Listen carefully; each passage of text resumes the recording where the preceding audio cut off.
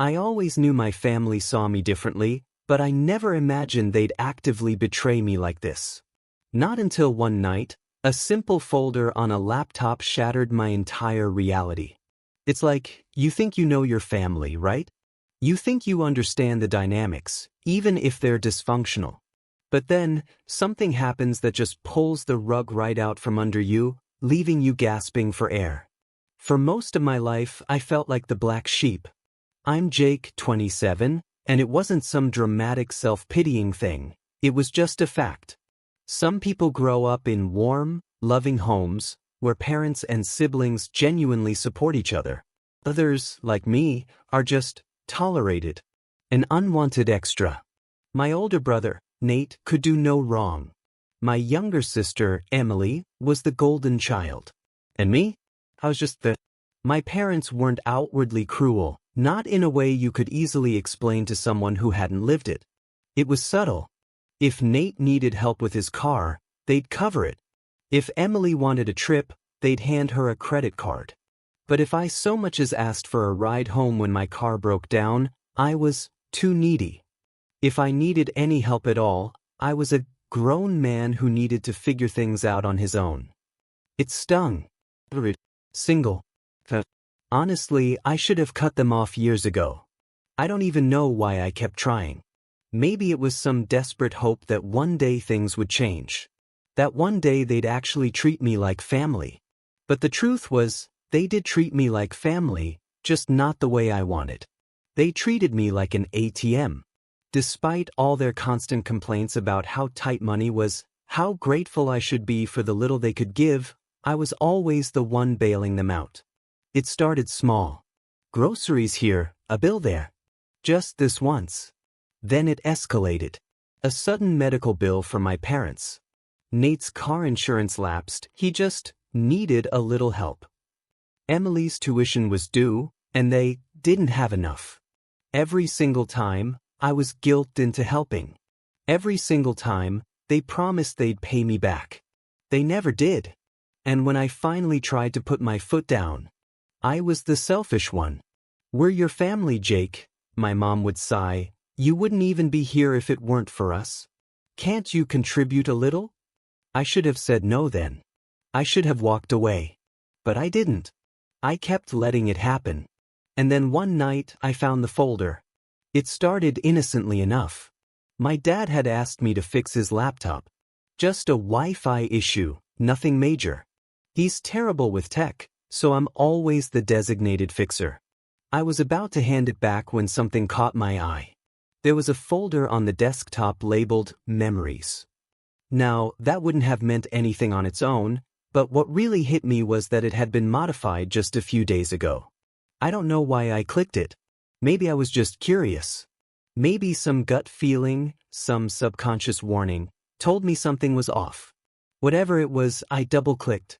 And suddenly, a collection of neatly organized photos popped up. At first, I didn't understand.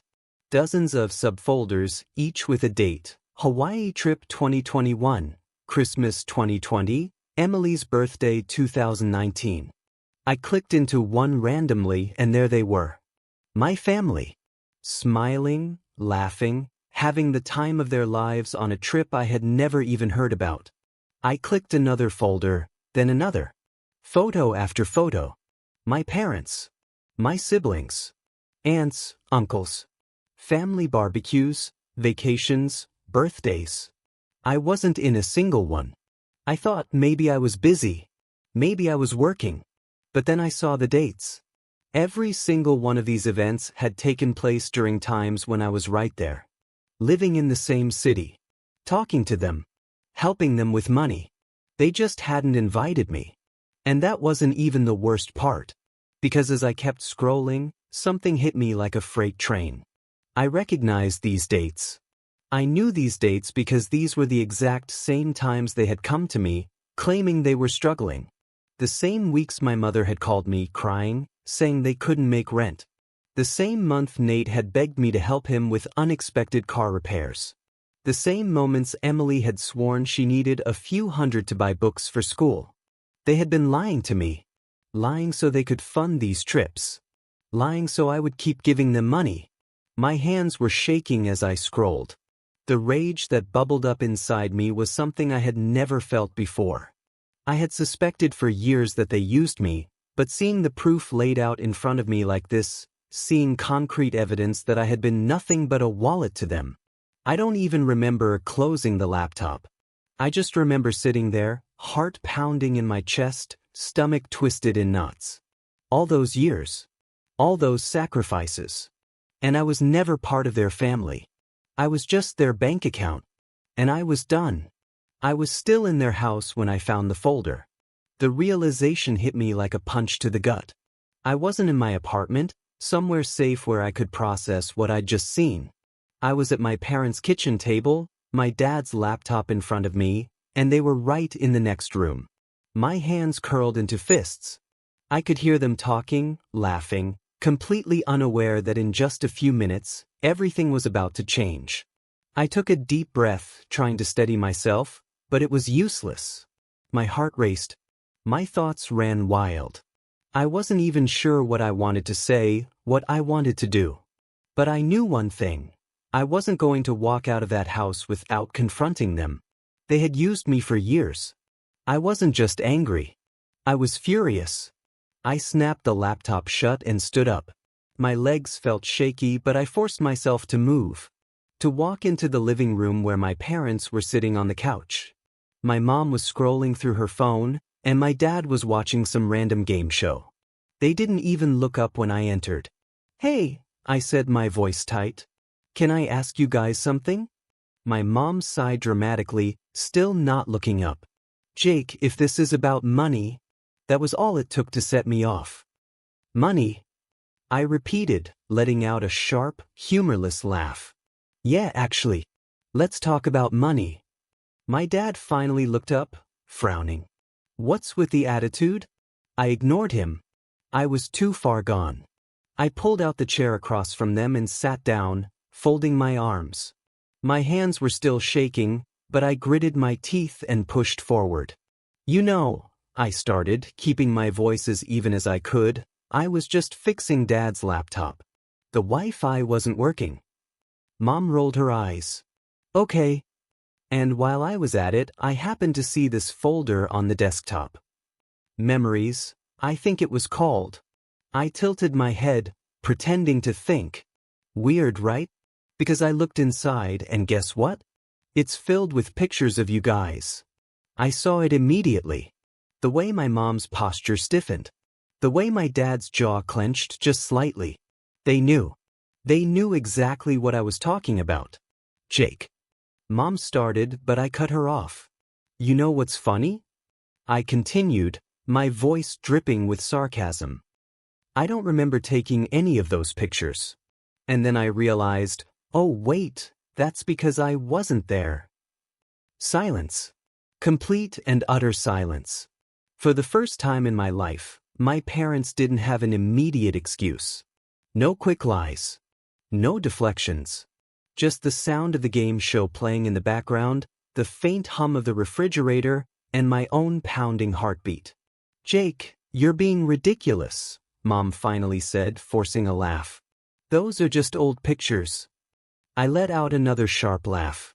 "Old pictures, really?" Because I checked the dates. Hawaii 2021. Christmas 2020. Emily's birthday 2019. I narrowed my eyes. "All the exact same times you were calling me, begging for money because you were barely getting by." Mom's face paled. My dad shifted uncomfortably, scratching the back of his head. "Now, son, you're blowing this out of proportion." "Am I?" I shot back, my voice rising. But I didn't care. I was past the point of holding back. My sister Emily came down the stairs at that moment, phone in hand, looking annoyed. "Why are you yelling?" she asked, like I was the problem. I turned to her, my anger boiling over. "Oh, I don't know, Emily. Maybe because I just found out that my entire family has been going on vacations and throwing parties while lying to me about being broke."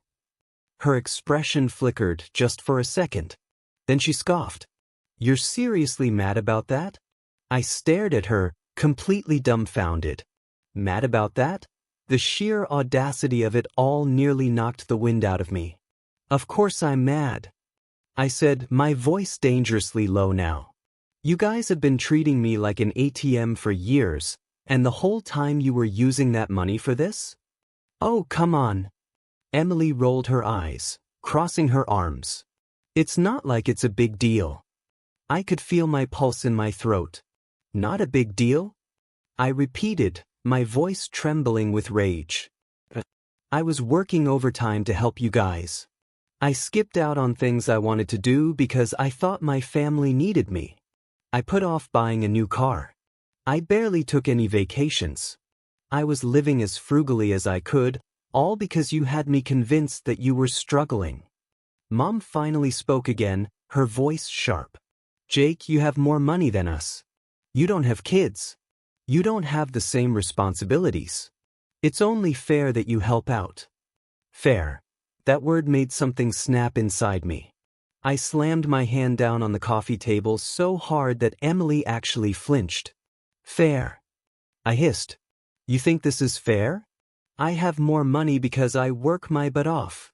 And you think it's fair that I was financing your vacations while I was sitting at home, thinking you guys could barely afford food? Dad finally stood up, raising a hand like he was telling me to calm down. Jake, listen. No. I cut him off. You listen. I'm done. The room went dead silent again. Mom's mouth opened and closed like she wanted to say something, but for once, she had no words. I pushed my chair back and stood up. My hands were still shaking. My vision felt blurry with rage, but I had made up my mind. I reached into my pocket, pulled out my phone, and opened our family group chat. My thumb hovered over the screen for only a second before I typed the words with absolute finality, "Don't contact me again." I hit send. The second the message delivered, Mom let out a dramatic gasp. Jake, don't be ridiculous. You're acting like we did something horrible. I turned to her, my entire body tense. You did do something horrible. Emily scoffed. Oh my gosh, you're so dramatic. Dad's face was red now, his jaw tightening. You're seriously going to throw away your family over this? I met his gaze, my voice steady. You threw me away first. And with that, I turned, grabbed my coat, and walked toward the door. I didn't know what would happen next. I didn't know what they would do, what they would say, how they would react once the shock wore off. But I knew one thing for sure, this wasn't over. I barely made it to my car before my phone started blowing up. The first call was from my mom. I stared at the screen as it rang, her contact name flashing, Mom. But I didn't answer. I was too angry, too shaken. I sat there gripping the steering wheel so tightly my knuckles turned white, just listening to the phone vibrate. Then my dad called. Then Emily. Then Mom again. I turned my phone on silent, shoving it into the passenger seat, but even then, I could still feel it buzzing every few seconds. Text after text. Call after call. Then a message popped up from my mom. Jake, pick up. We need to talk. You're overreacting. Overreacting. That word nearly sent me spiraling. I sucked in a deep breath, forcing myself to stay calm, to not go back into that house and scream at them all over again. Another text. Dad texted, Son, I think we should all sit down and talk about this. Let's be reasonable. Reasonable. Now that was rich. I started the car, gripping the gear shift so tightly my fingers ached. I needed to get out of here. Out of this neighborhood. Away from them. But before I could pull out of the driveway, my phone lit up with another call. Emily. She had already called me 3 times, and now she was trying again. I let it ring and ring. And then, finally, just before it went to voicemail, something in me snapped. I answered. What? I snapped, my voice tight with barely controlled anger. Jake, don't be stupid, she said, exasperated. You're acting like a total psycho right now. I let out a sharp, bitter laugh. Oh, I'm the psycho? That's funny, Emily. Because I seem to remember you being totally fine with lying to me for years. Oh my God, she groaned. You are so dramatic. It's not like we stole from you or something. A humorless chuckle escaped me. Emily, I hissed, you did steal from me. You took advantage of me, you all did. You made me think you were barely making it when in reality you were off on vacations, throwing parties without me. She scoffed. You're acting like you were entitled to be there. Newsflash, Jake, sometimes families do things separately. I clenched my jaw so tightly I thought my teeth might crack. Emily, I said slowly, forcing my voice to stay level, was I ever invited? Even once. Silence. Just for a second. Then she huffed.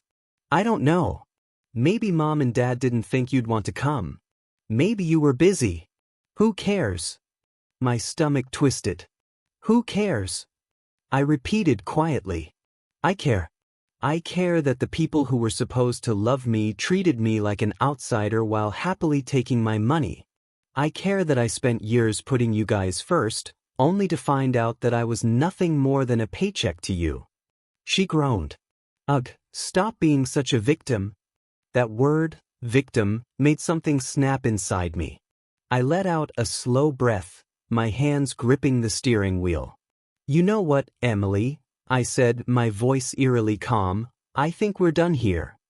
Oh, don't be so dramatic. I hung up. Almost immediately, she called again. I ignored it. Then another text came through. Emily texted, Are you serious? You're seriously cutting us off over this. Then another, Mom is crying, Jake. Dad is mad. You're being so selfish. Selfish. I stared at the word, my fingers tightening around my phone. How dare they? How dare they act like I was the one in the wrong? The anger inside me burned hotter than before, but this time, it wasn't just rage. It was clarity. I wasn't overreacting. I wasn't being dramatic. I was waking up. I tossed my phone onto the passenger seat, ignoring the new messages that kept coming in, and finally pulled out of the driveway. But even as I drove away, I knew this wasn't over. Not by a long shot. I drove in silence, gripping the steering wheel like it was the only thing keeping me grounded. My mind raced, replaying every moment from the past few years. Every time they had called, voices thick with worry, saying they were struggling. Every time I had sent them money without a second thought. Every time I had gone without, thinking I was helping them. I clenched my jaw so hard it ached. And all that time, they were living it up. Fancy dinners. Vacations. Celebrations. Without me. My phone buzzed again, then again. I knew who it was before I even glanced at the screen. Then Mom again. I exhaled sharply and pulled over into an empty parking lot, gripping my phone. If I didn't answer now, they'd just keep calling. I hesitated for half a second before swiping to accept. What? Mom's voice came through, thick with forced concern. Jake, honey, we need to talk. This is all just a big misunderstanding. I let out a short, bitter laugh. A misunderstanding? I repeated. I saw the pictures, Mom. I saw everything. Stop lying. Sweetheart, it's not what you think. Then what is it? I cut in. Because from where I'm standing, it looks a whole lot like you all used me. There was a pause, then her voice turned sharp. Jake, don't speak to me like that. I almost laughed. Are you serious? You don't understand. She pressed. Your father and... Well, we just didn't think you'd be interested. That's all. Oh, right, I said mockingly. You just assumed I wouldn't want to go on vacations with my own family. So instead of inviting me, you just took my money and went without me. That's not fair, she snapped. We never forced you to give us anything. My grip on the phone tightened. Are you kidding me? Every time you called, you made it sound like you were barely scraping by. Like if I didn't help, you'd be in serious trouble. Jake, she sighed, and I could practically hear her rolling her eyes, Family support each other. I scoffed. Funny how that only applies when I'm the one giving. She stayed silent for a beat, then tried a different approach. Jake, I know you're upset, but let's not make any rash decisions. You don't want to do something you'll regret. I inhaled slowly, forcing myself to stay calm. You mean like cutting you off? Her voice immediately sharpened. Don't be ridiculous. You're not cutting us off. I almost smiled. There was the real her, peeking through the fake sweetness. Actually, I said, I am. Jake, she said sharply. Stop acting like a child. I'm done, Mom, I said firmly. I'm done being used. I'm done being lied to. And I'm done pretending this family actually cares about me. There was a beat of silence, then she scoffed. You're being so selfish. I nearly laughed. You know what? I'm hanging up now. Jake, don't you dare. I ended the call. Almost immediately, my phone rang again. This time it was Dad. I sighed and answered. What? Son, he said in his usual low, authoritative voice, you need to calm down.